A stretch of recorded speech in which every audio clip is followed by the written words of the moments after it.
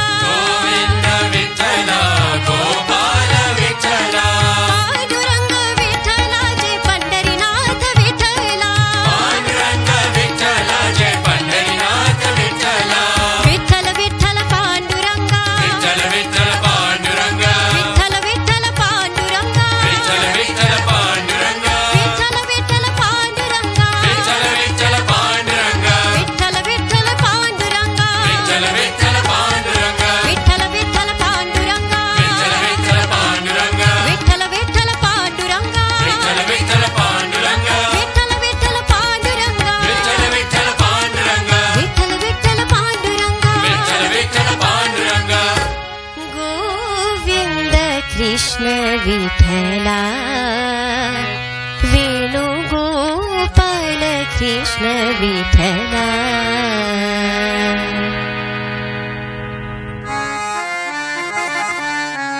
भस्म विभूषित भवानी शंकर भस्म विभूषित भवानी शंकर भस्म विभूषित भवानी शंकर भस्म विभूषित भवानी शंकर भवभयनाशा भोला शंकर नाशा भोला शंकर भवभयनाशा भोला शंकर नाशा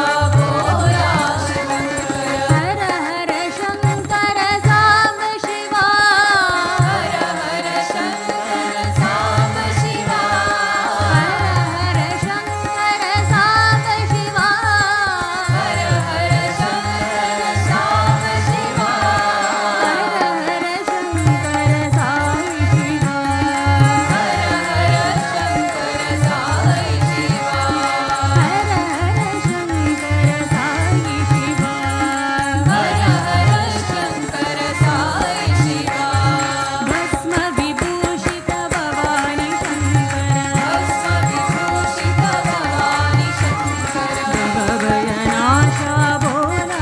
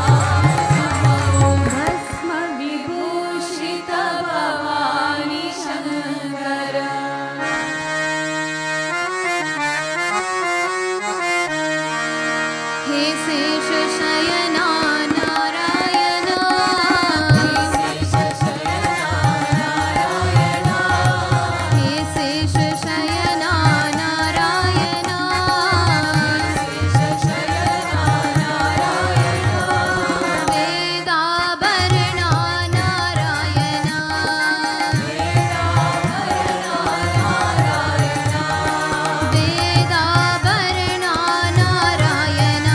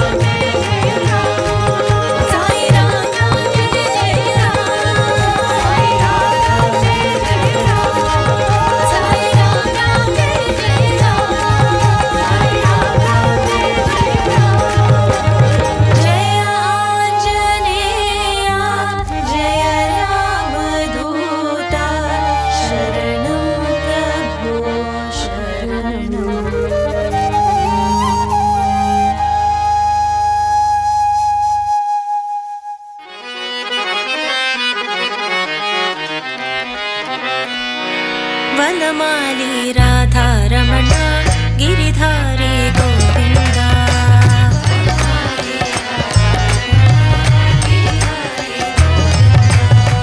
वनमाली राधारमण गिरिधारी गोविन्द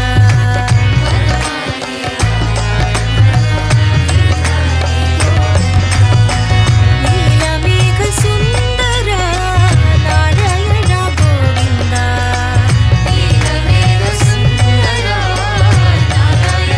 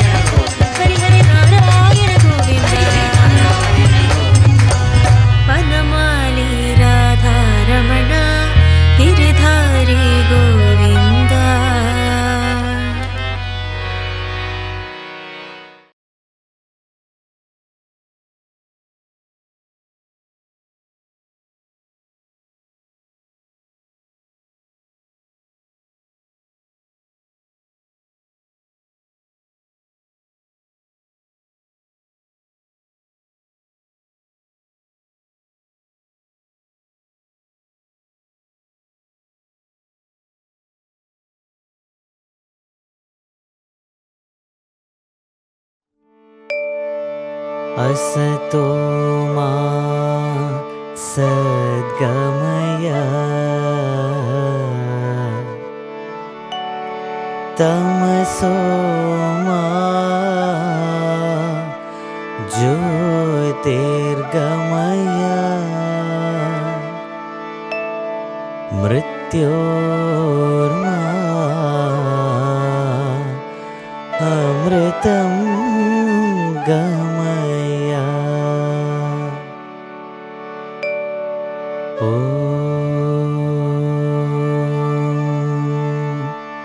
शान्ति शान्ति शान्तिः In fact, I first heard of Swami. That was in 1993. I was with the Hare Krishna movement, and then we went to the Hindu monastery, and the Hindu monastery took me to the Sai Baba temple. But I was still not keen to join the Sai organization. So, in fact, I heard of Swami earlier than even the 93. So, within the 93, we went there again. I became so convinced, and I said, this is the master that I have to follow. Oh, why you got convinced? Well, you see, I read a lot about him. It took me about 10 years. That's 1983 up to 93. So you see that it's a period of 10 years. So I was reading about Swami until I became convinced in 93. So when we went finally to the Sai Baba temple, and I saw the sort of, the sort of light emanating from his picture, I saw that this should be my future master. So since from 1993, I've been a Sai devotee. And right from 93, in fact, I saw a lot of miracles. Some of the miracles I would be able to share, but some of the miracles are very confidential. I have to be frank.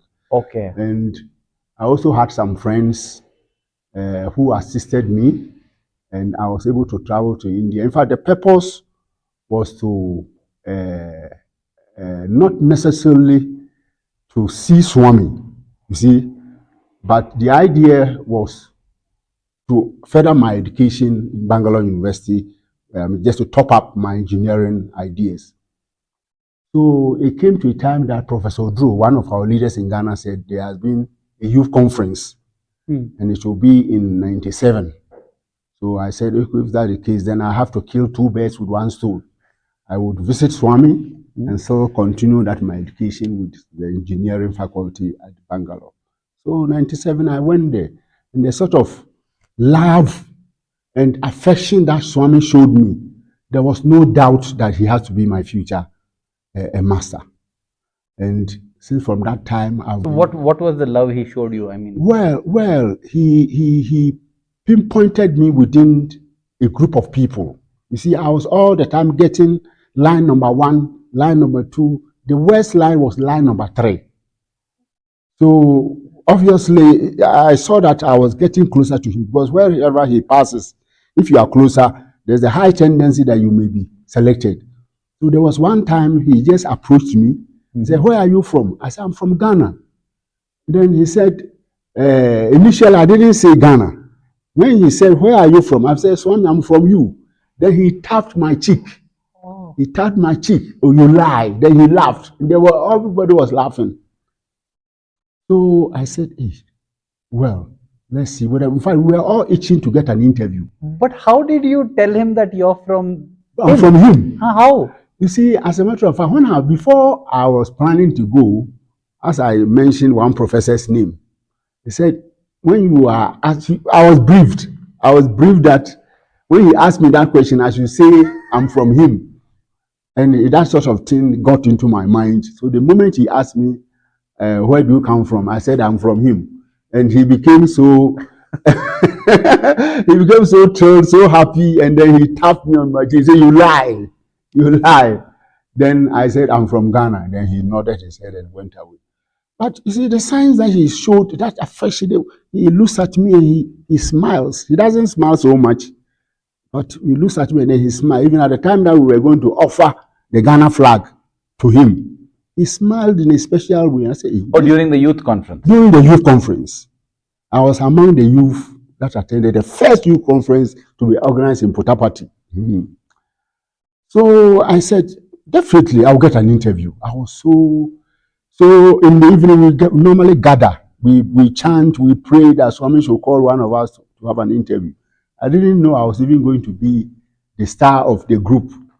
So the following 3 days, he called me and said, I want to see you. He just pointed to me, I want to see you in the interview room.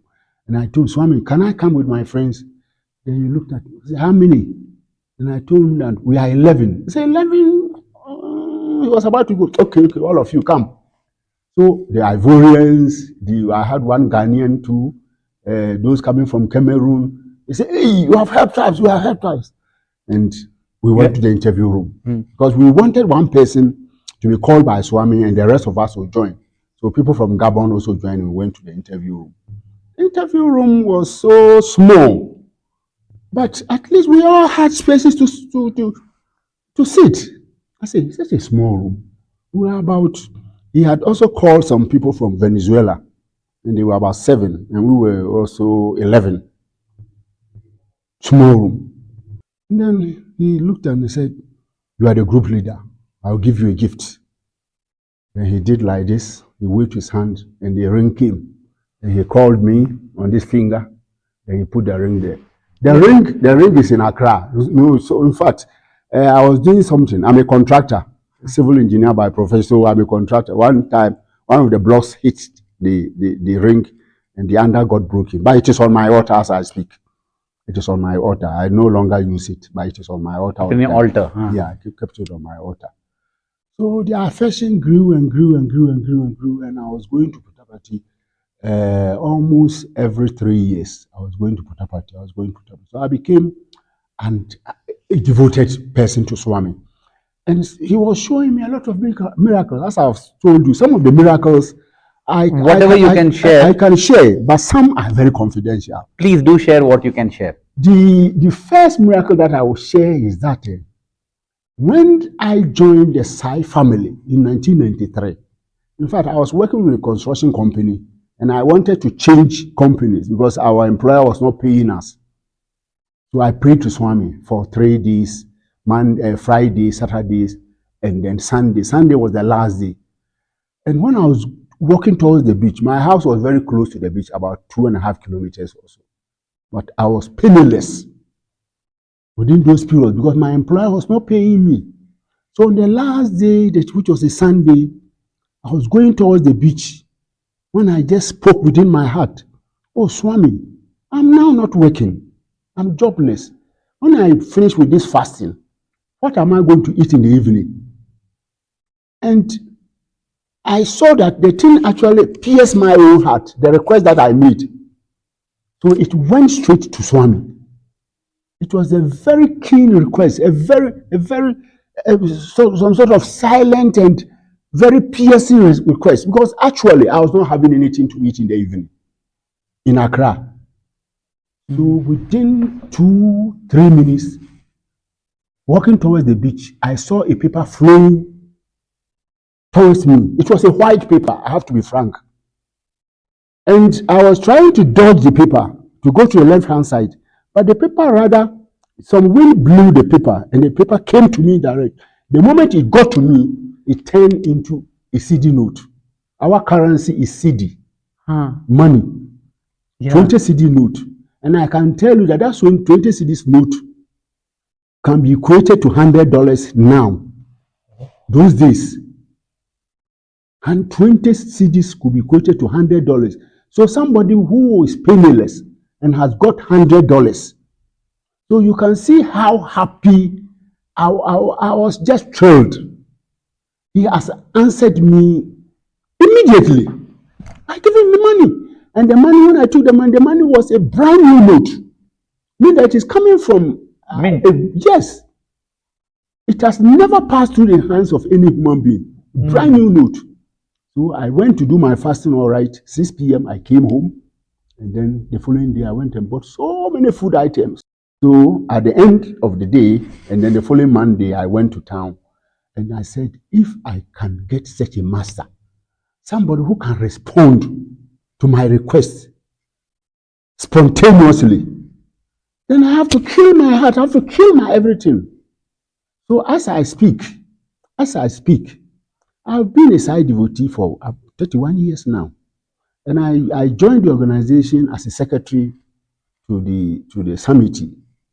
Later on, I rose to become the silver organizer, and presently I am the NCP of Ghana. Oh. And I can tell you that even though within the summit we are many, not all of them come to meetings. But I have to take all the assignments. I don't know where the energy comes from. The energy comes. You see? So you can say, in fact, I've been a transformed person when I met Sai Baba.